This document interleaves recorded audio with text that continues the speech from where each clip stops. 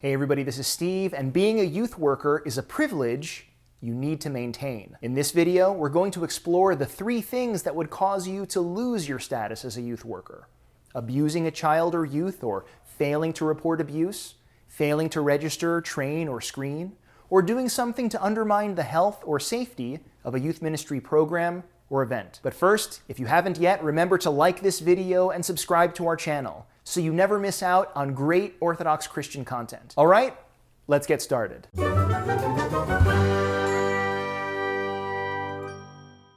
In the last video, we learned that to become a youth worker, you need to go through 3 simple steps: registration, training, and screening. Yet being a youth worker is a privilege, not a right. You only get to participate in youth ministry programs and events if you go through those 3 simple steps to become a youth worker.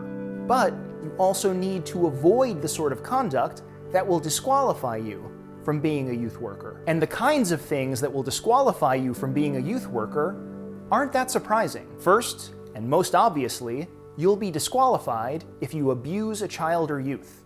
That should be pretty obvious. In addition, youth workers are mandated reporters, people who have a legal obligation to report abuse. So you'll also be disqualified if you don't report abuse that you have firsthand knowledge of, because our goal is to create a safe environment where young people can encounter Christ.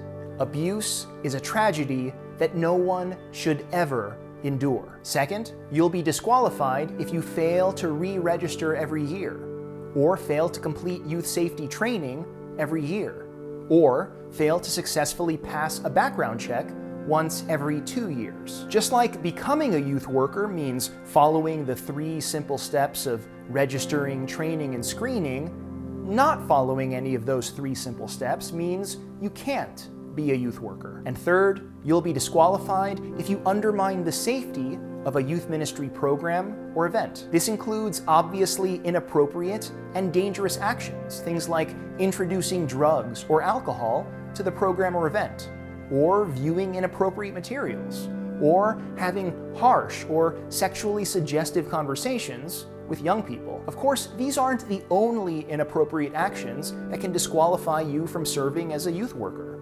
That's why we have responsible supervisors and directors in place to guide the many youth ministry programs and events that exist across the Archdiocese. When keeping the goal of ministry in mind, these disqualifying actions should all be pretty obvious, because our goal is to create a safe space where young people can encounter Christ, and we can't allow anything that gets in the way of that. So, to summarize, there are 3 basic ways you could potentially lose your status as a youth worker. First, if you abuse a child or youth, or if you don't report abuse that you have firsthand knowledge of. Second, if you don't register or train or screen, which are the 3 basic things you need to do to become and remain a youth worker. And third, if you do something that undermines the health and safety of a youth ministry program or event. I hope that you'll join us in making sure that every youth ministry program and event is a safe space where young people can encounter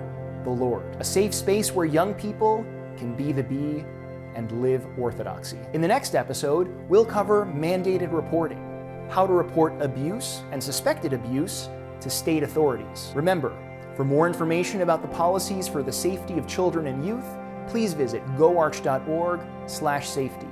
That's goarch.org/safety. And please make sure to share this video.